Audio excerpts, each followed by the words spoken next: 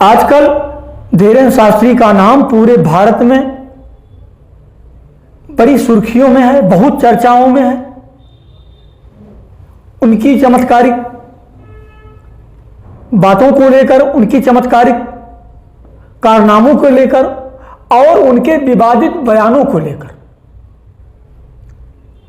चमत्कार में धीरेन्द्र शास्त्री लोगों को, भक्तों को, जो भी वहां जा रहा है, कुछ ऐसी चीजें बता रहे हैं जो उन्हें चमत्कार से कम नहीं लगती, चाहे उनके अतीत से संबंधित हो या भविष्य से। लोग भौचक रह जा रहे हैं और इसके पीछे उनका यह मानना है कि यह सब हनुमान जी की कृपा है और उनके पूर्वज समाज बाबा की महिमा। आज हम पूरी चर्चा धीरेन्द्र शास्त्री पर ही करेंगे और चर्चा में हमारे साथ हैं ज्योतिषाचार्य डॉक्टर कुंदन ज्योतिषी जी। नमस्कार, मैं डॉक्टर कुंदन ज्योतिषी गोपीगंज। डॉक्टर साहब, आपका हमारे ह्यूमन टुडे परिवार में बहुत बहुत धन्यवाद। स्वागत है। हम आपसे जानना चाहेंगे बागेश्वर धाम के धीरेन्द्र शास्त्री के विषय में कि जो ये चमत्कार दिखाते हैं, जो लोगों को बताते हैं, जिससे लोग काफी अभिभूत या चमत्कृत हो जाते हैं। क्या ये भविष्य विद्या का ज्ञान है या किसी साधना का ज्ञान है या किसी और तांत्रिक क्रिया का ज्ञान है? इसके पीछे क्या राज है? भविष्य फल का वर्णन ज्योतिष विद्या से भी होता है, तंत्र साधना से भी होता है और गुरु की कृपा से भी होता है। तो बागेश्वर महाराज जी के जो बताने की शैली है और उनके द्वारा जो बताया जाता है कि हनुमान जी की साधना है, एक मारुति साधना होती है, मारुति सिद्धि होती है। हनुमान जी पवन पुत्र माने गए हैं और वायु तत्व पे उनका प्रभाव रहता है। तो हनुमान जी की साधना मारुति सिद्धि जिसकी होती है, उसको भूत भविष्य वर्तमान की जानकारी हो जाती है। जिसके बारे में जानना चाहे वायु तत्व के माध्यम से, वायु तत्व का संपर्क आकाश तत्व से है, आकाश तत्व और वायु तत्व जिसका सिद्ध हो जाता है, उसको भूत भविष्य वर्तमान संसार के किसी कोने की जानकारी हो जाती है। ये सिद्धि मारुति साधना से होती है। तो मारुति यानी हनुमान जी।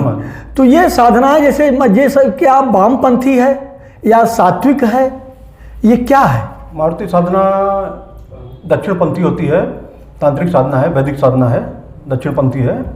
लेकिन भविष्य जानने की कलाओं में वामपंथी साधनाएं भी आती हैं जी। जैसे घंटा कर्ण साधना हुआ जी, कर्ण पिशाचिनी साधना हुआ जी, यक्षिणी साधना हुआ जी।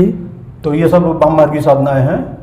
तो इन वाम मार्गी साधनाओं में पंचमकारों का प्रयोग होता है जी और कुछ मतलब समाज के परे की चीज़ों की, ऐसी चीज़ों का प्रयोग होता है ताकि जल्दी साधना सिद्धि तो मिलती है लेकिन वो सामाजिक नहीं मानी जाती है जी जी जी। लेकिन चूंकि इसमें मारुति साधना में ऐसा नहीं है। मारुति साधना पूर्णतः वैदिक साधना है। इसकी सिद्धि करके कोई भी व्यक्ति वायु तत्व और आकाश तत्व पर अपना प्रभाव बना करके किसी भी स्थान के बारे में, किसी भी चीज़ के बारे में, किसी भी व्यक्ति के बारे में सब कुछ जान और बता सकता है जी। डॉक्टर साहब, साधना एक कठिन विषय है और एक कठिन क्रिया है। ये बहुत शीघ्रता से होती नहीं। लेकिन धीरेन्द्र शास्त्री जी की अवस्था देखें, उम्र देखें, समय देखें, तो इतने जल्दी इतनी बड़ी साधना इन्हें कैसे प्राप्त हो सकती है? इसके पीछे क्या कारण हो सकता है? इसमें दो कारण हो सकता है। एक तो पूर्वजों की या इनके कुल परंपरा से चली आ रही साधना जो उनको गिफ्ट के रूप में मिली है, और दूसरी होती है इनके गुरु की का आशीर्वाद भी हो सकता है जो शक्तिपात के रूप में होता है। शक्तिपात के द्वारा कोई भी गुरु अपने शिष्य को अगर कुछ देना चाहे, अपनी शक्तियों की, आध्यात्मिक शक्तियों को या अपनी दिव्य शक्तियों को शक्तिपात के द्वारा दे सकता है।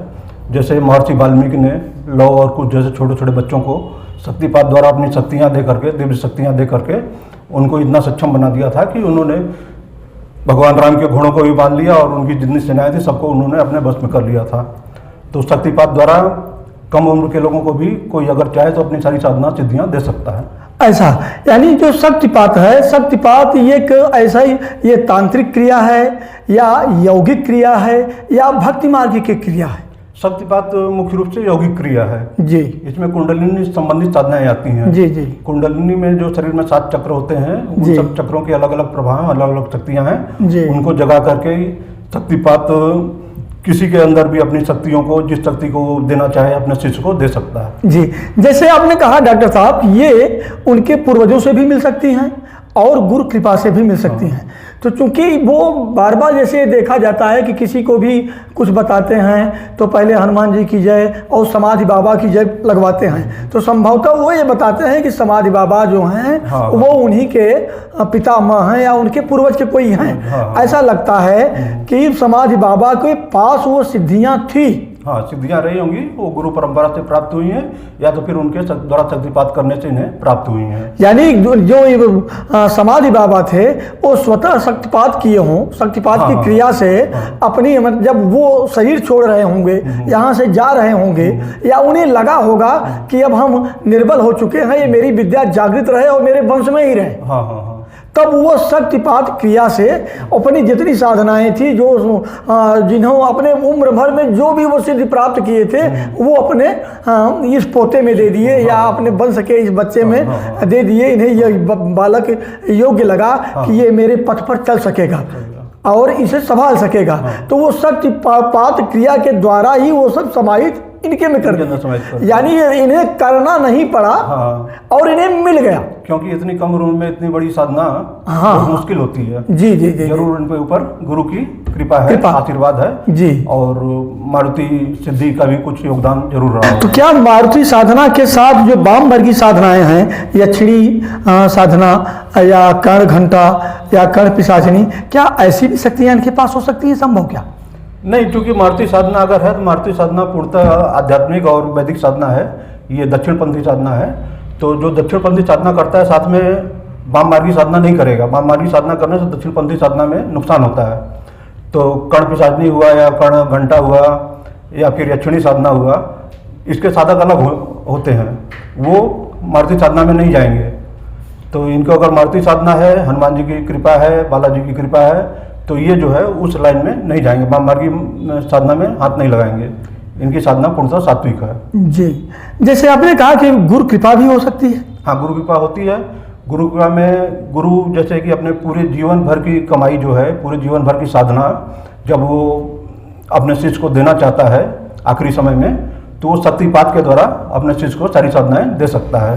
कि जैसे ये धीरेन्द्र शास्त्री जी भी कहते हैं और स्वतः चित्रकूट पीठाधीश्वर रामभद्राचार्य महाराज जी भी स्वीकारते हैं कि धीरेन्द्र शास्त्री उनके शिष्य हैं और ये स्वीकारते हैं कि वो हमारे गुरु हैं।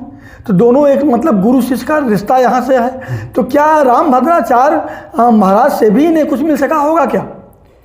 रामभद्राचार्य महाराज के यहाँ धीरेन्द्र शास्त्री जी कई साल अध्ययन किए हैं, रहे हैं, साथ में रहे हैं।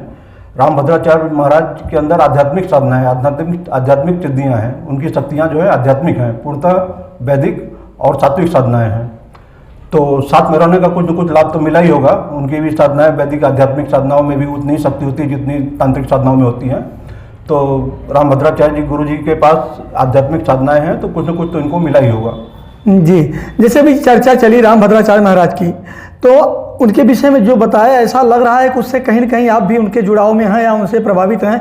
रामभद्राचार्य महाराज के विषय में आपकी क्या सोच है? क्या ऐसा कुछ तो तमाम आध्यात्मिक शक्ति उनके अंदर है? हाँ, रामभद्राचार्य जी महाराज बचपन से ही कम उम्र में ही अंधे हो गए थे दोनों आँख से, लेकिन उनके अंदर इतनी योग्यता है कि लाखों पृष्ठ उनको कंठस्थ है। आप कहीं से भी किसी भी धर्म ग्रंथ में कोई भी श्लोक का उदाहरण पूछ लीजिए, वो पूरे श्लोक और उसके पृष्ठ संख्या तक बता देते हैं, श्लोक संख्या भी बता देते हैं। और उन्हीं के बयान पर, उन्हीं के दिए हुए प्रमाण पर राम मंदिर का फैसला भी हुआ। और किसी भी धर्म ग्रंथ पे कोई भी कोई जानना चाहता है तो उनसे संपर्क करता है, तो वो बता देते हैं कि आप इस ग्रंथ में, इस पृष्ठ पर, इस श्लोक संख्या पे देखिए, आपको ये जवाब मिल जाएगा जी। तो उनके अंदर दिव्य शक्तियाँ तो हैं ही, क्योंकि जो आदमी बचपन से ही अंधा हो, उसके अंदर इतना ज्ञान होना, इतनी जबरदस्त स्मरण शक्ति होना दैवी कृपा के बिना संभव नहीं है। और कुछ आध्यात्मिक साधनाएं सिद्धियां भी हैं, क्योंकि उनकी साधना जो है वैदिक ही है, लेकिन बहुत ही नियमित, संयमित और कठोर साधना है। उनका नियम संयम बंधा हुआ है, किस समय कितने समय तक क्या करना है, कितने समय तक क्या करना है, बहुत ही कठोर अनुशासन में रहते हैं। इसलिए उनके अंदर आध्यात्मिक शक्तियाँ, साधनाएं और शक्तियाँ मौजूद हैं।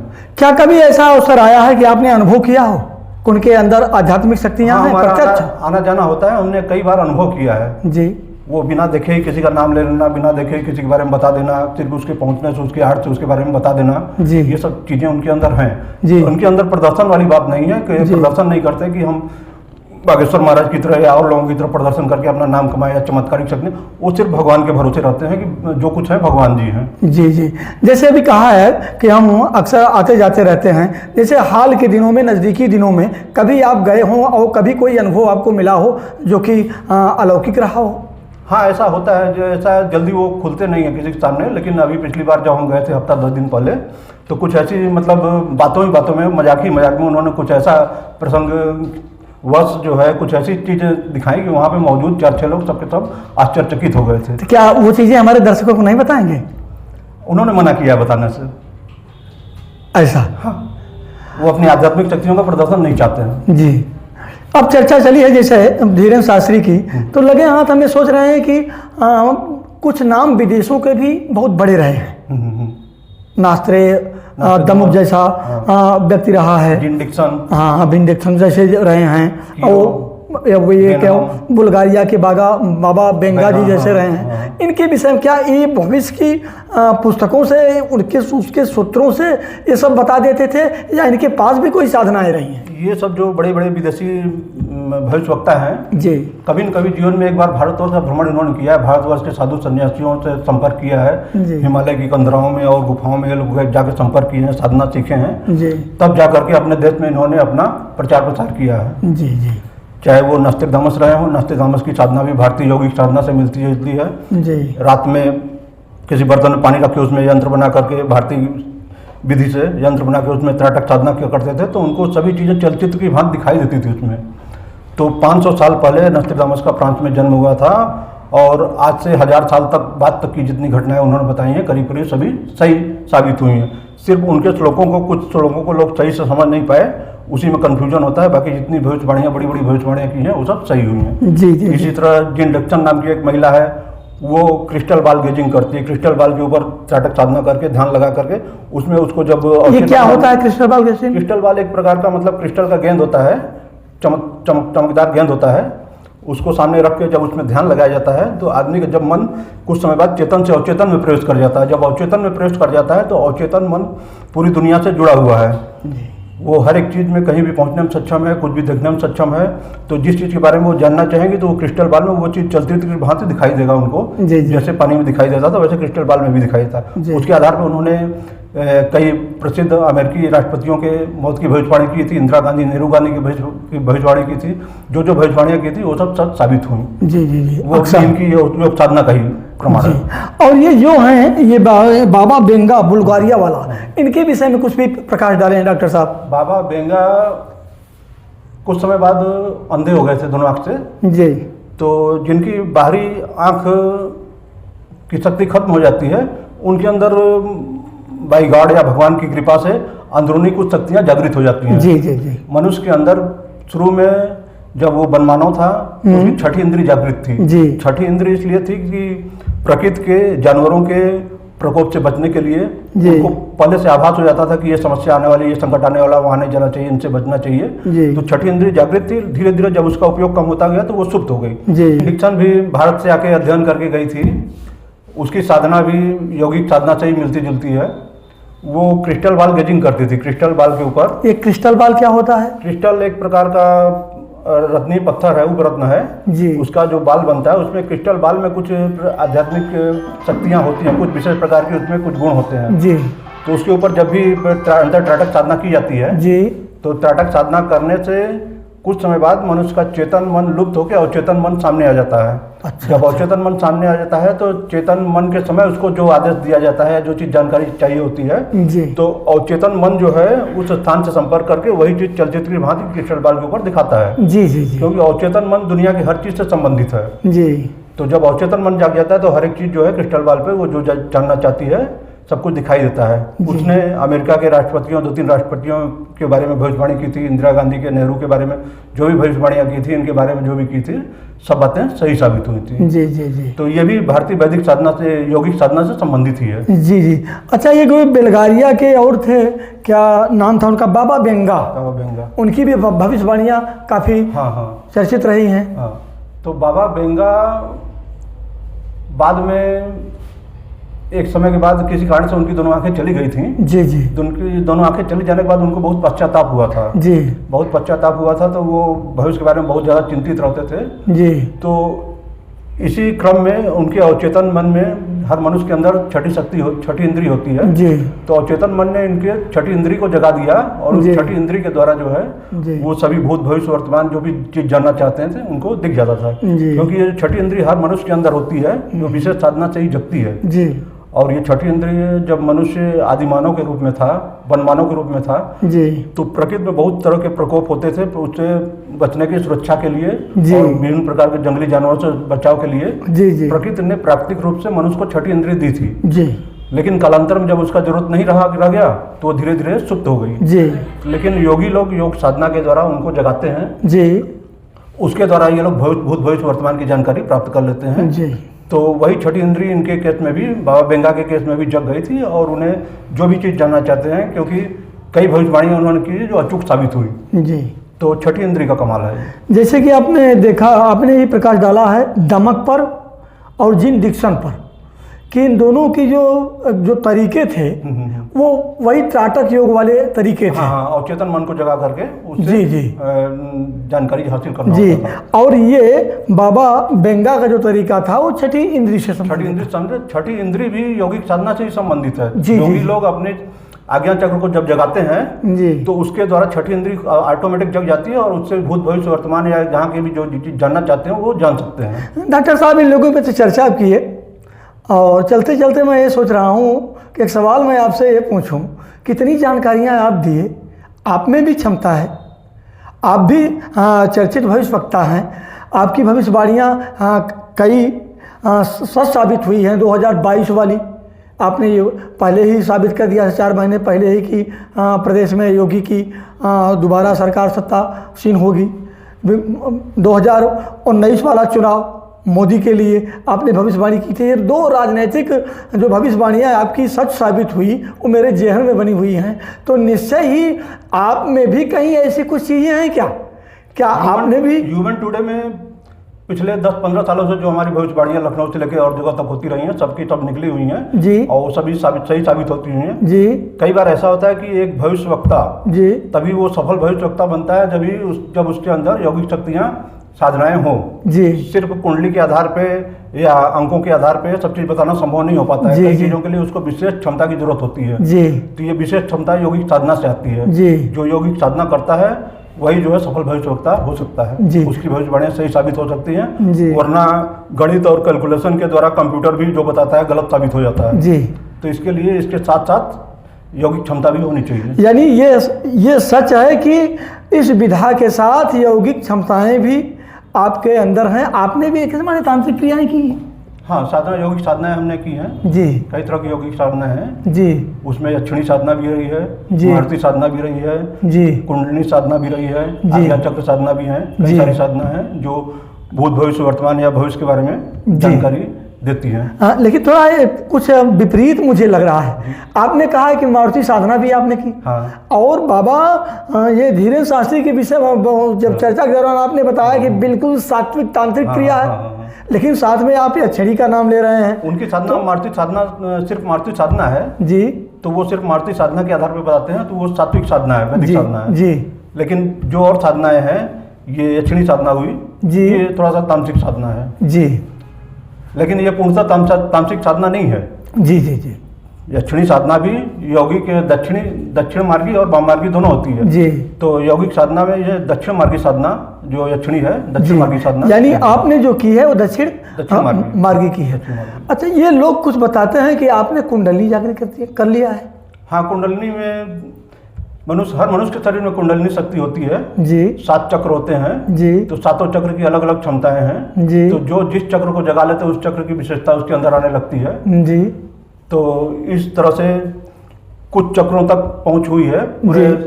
क्योंकि 7वां चक्र वर्जित है, वहां पे जगाना आदमी को आखिरी समय में उसको जगाया जाता है जब उसको मोक्ष प्राप्त करना होता है। जी। उसके पहले के चक्रों को व्यक्ति जो है जगाता है तो उसको भौतिक जीवन से संबंधित तरह तरह की चीजें प्राप्त होने लगती हैं, तरह तरह की जानकारी होने लगती है, तरह तरह का ज्ञान होने लगता है। जी।